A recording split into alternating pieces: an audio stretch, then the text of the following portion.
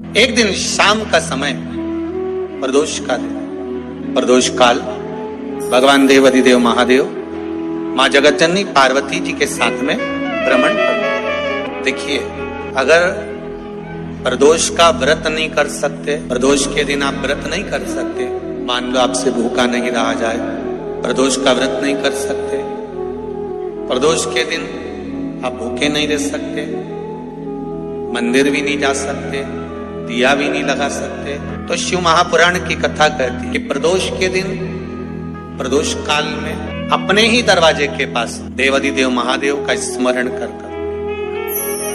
लक्ष्मी की वृद्धि के, कार्य सिद्धि के, संपदा को प्राप्त करने के लिए आप अपने ही दरवाजे के पास में एक दीप लगा सकते। कौन से दिन? प्रदोष। उससे 1000 गुना शिवलिंग में बल की प्राप्ति होती है।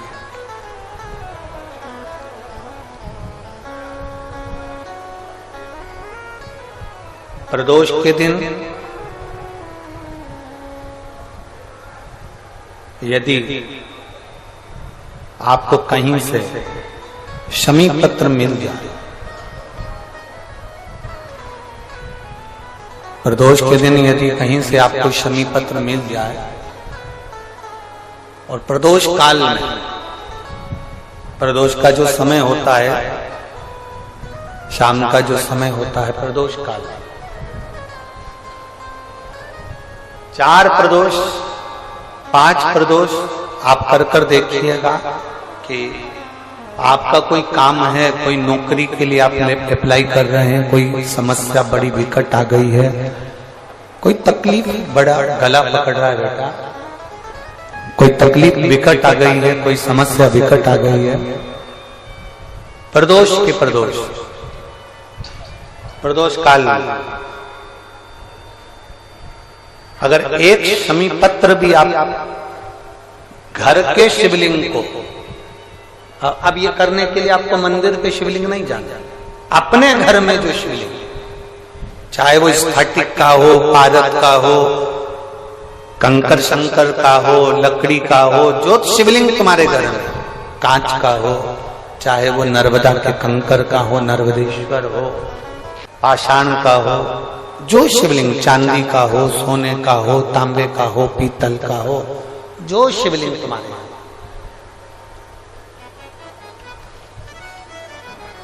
एक शमी पत्र यदि आप भगवान शंकर के शिवलिंग पर समर्पित कर रहे हो और उस शमी पत्र को उठाकर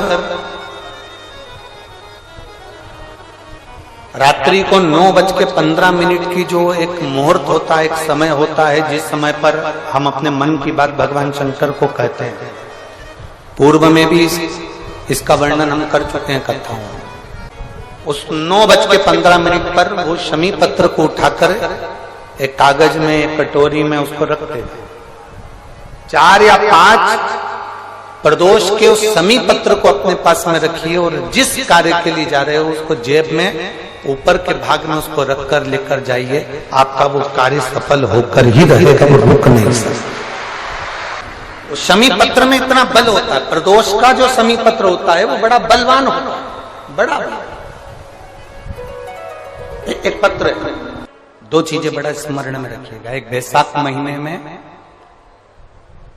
मट्टी के पात्र का जल, जब बैसाख का महीना आए ना, जितने यहां बैठे और जितने आस्था चैनल पर सुन रहे और जितने फेसबुक यूट्यूब पर कथा श्रवण कर रहे, जितने मोबाइलों पर देख रहे हैं, प्रयास करना, बैसाख के महीने में मिट्टी के पात्र में जो रात्रि भर जल रखा हो, मिट्टी के पात्र में, अगर आपके पास में घड़ा हो, हंडा हो, नी हो, तो दिया हो, दीपक हो, कुल्लड़ हो, कोई भी तुम्हारे पास में जो मिट्टी का पात्र, उसमें जल भरना।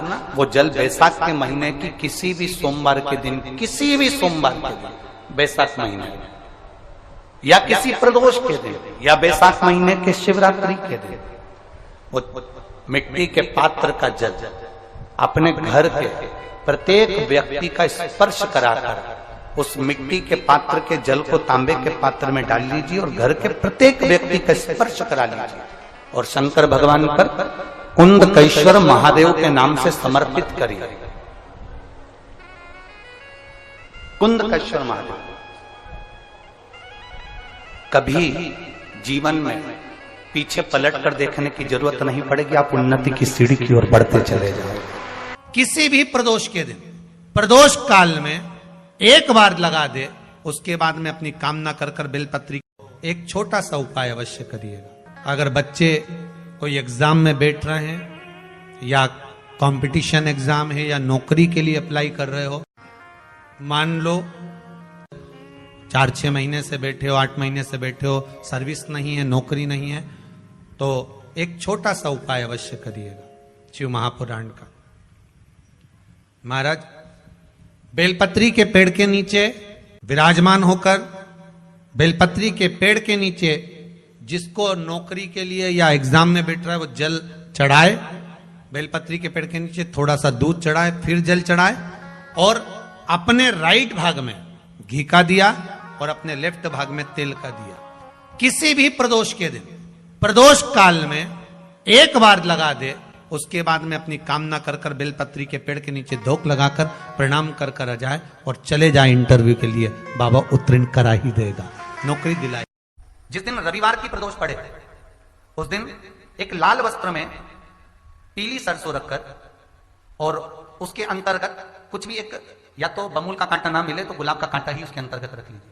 और मान लो कोई काम ऐसा है कि उसमें पैसा तुम्हारा आ ही नहीं रहा, बहुत घाटे पर घाटा जा रहा है, नुकसान बहुत हो रहा है और कोई काम हो ही नहीं रहा, तो महाराज जिस दिन रविवार की प्रदोष पड़े उस दिन एक लाल वस्त्र में पीली सरसों रखकर और उसके अंतर्गत कुछ भी एक, या तो बमूल का कांटा ना मिले तो गुलाब का कांटा ही उसके अंतर्गत रख लीजिए और उसको शिव मंदिर का स्मरण कराकर शंकर भगवान का नाम लेकर रू भैरव, कौन सा भैरव है उसकी भी कथा भी आने वाली है। ये दारुक नाम के राक्षस का संहार करने के लिए जब माता अवतार लेगी तब शंकर भगवान बच्चे का रूप रखकर रोएंगे, तो शिव जी का एक नाम होगा रू भैरव। ये भैरव कहां पर रहता है, तो कहा ये शमशान में रहता है। कहां रहता है ये भैरव? शंकर का जो एक अवतार है रू भैरव, ये भैरव अवतार शमशान में रहता है।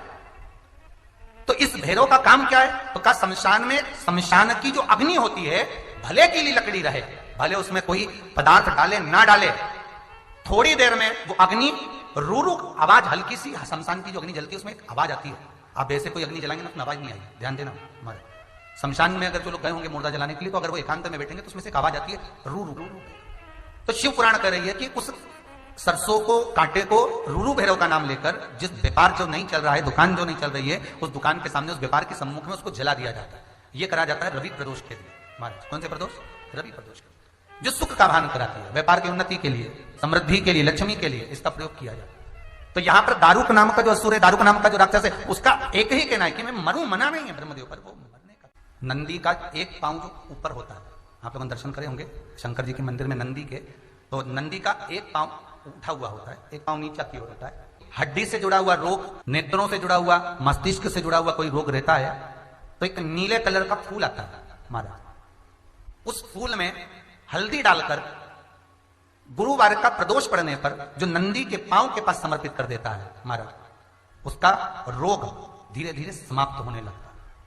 लिंग पुराण कहती है कि नंदीश्वर भगवान के सामने जो पुष्प समर्पित करा जाता है उसको, ये तो लिखा था स्कंद पुराण और शिव पुराण, लिंग पुराण कहती है जो फूल आपने समर्पित करा उसको लाकर पानी की बाल्टी में डालकर आप स्नान भी कर सकते हो, उससे भी हड्डी के जितने रोग होते हैं उसमें आराम लगने लगता है। जैसे कहीं शरीर नहीं चल रहा, हाथ झुन्न पड़ रहा है, हाथ काम नहीं कर रहा, हाथ में झुंझुनी आ रही है, कंपन आ रहा है, जैसे मान लो कोई काम, चाहे वो शनिचरी प्रदोष हो, चाहे रविवार की हो, सोमवार की हो, मंगल की हो, बुधवार की हो, गुरुवार की हो, शुक्रवार की हो, शनिवार की हो, कोई भी वार की हो, प्रदोष, प्रदोष काल में शाम का समय सूर्य डूब रहा हो, बस डूबा ही हो, और उस समय पर केवल 3 दिन ऐसे रहेंगे, 3 बार ऐसे रहेंगे, 3 तिथियां ऐसी रहेंगी, 3 समय ऐसा रहेगा जिस समय पर तेरे द्वारा निर्मित शूल को भी शिव धारण करेगा और जगत का कल्याण करेगा। 3 दिन 3 तिथियां 3 बार 3 नक्षत्र 3 घड़ी 3 पल,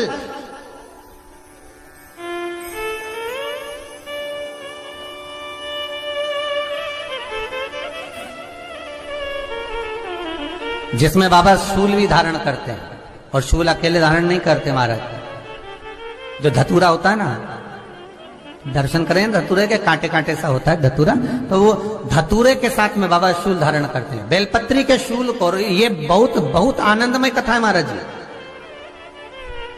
जिसके जीवन में हमेशा कांटे ही मिले हैं। बेटी बड़ी हुई तो घर में मायके में दुख देखा, और मायके से गई ससुराल में तो ससुराल में दुख देखा। ससुराल में भी दुख देखने के बाद में भी पति को बहुत कुछ काम खुलवाया, बहुत धंधे खुलवाए, नौकरी लगवाई, पर वो पति बार बार छोड़ कर आ गया, बार बार तकलीफ भोग रहा है, बार बार कष्ट भोग रहा है। फिर थोड़े दिन काम करता है, थोड़े दिन छूट जाता है, फिर व्यापार में बढ़ता है, फिर छूट जाता है, फिर कोई दुकान खुलवाई, थोड़े दिन अच्छी चली, फिर वापस वहीं घर पर आकर बैठ गया। अर्थात उसके जीवन में वो शूलता चल रही है। तो बाबा देवाधिदेव महादेव कहते हैं, ये 3 घड़ी 3 पल 3 नक्षत्र 3 समय 3 दिन में जो शूल मुझे समर्पित करता है, उसके जीवन से मैं शूल हटा देता हूं। वो 3 दिन लिखे स्कंद पुराण।